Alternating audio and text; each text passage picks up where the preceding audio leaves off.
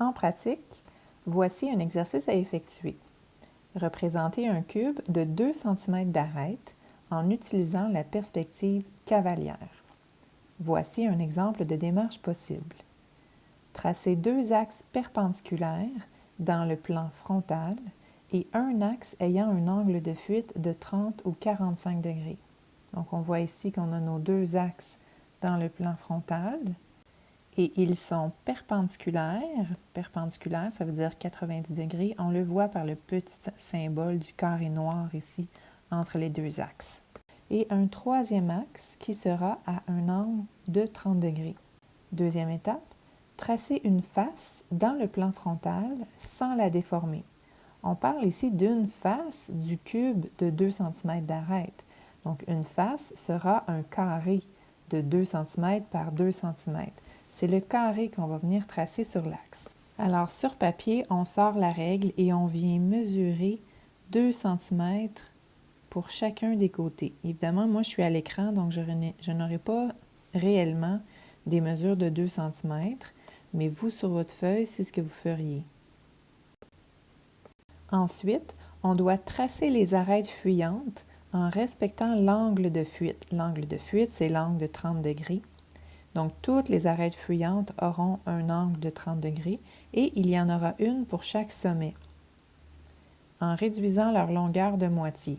Donc, puisque la mesure réelle de chacun des côtés du cube, c'est de 2 cm, alors nous allons diviser par 2. 2 divisé par 2, ça donne 1. Donc, nos arêtes fuyantes devraient mesurer 1 cm. Alors, à l'aide de mon rapporteur d'angle, je viens mesurer un angle de 30 degrés à chacun des 4 sommets.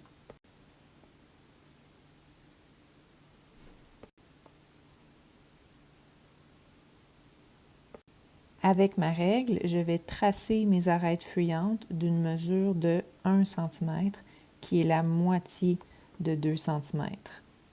Donc, avec ma règle. Et quand ça c'est fait, dernière étape, complétez le solide en respectant le parallélisme des arêtes opposées d'une même face du cube. Le parallélisme, c'est que chaque arête que je vais venir compléter doit être parallèle à l'autre arête de la même face. Alors, avec ma règle, je trace une arête ici parallèle à la première. Même chose pour l'arête verticale, une parallèle à la première. J'ai une autre arête verticale, mais qui est derrière, donc celle-là devrait être tracée en pointillé.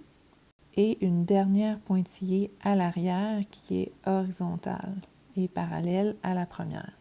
Finalement, ne pas oublier de mettre des petits pointillés pour l'arête fuyante qui est elle aussi derrière.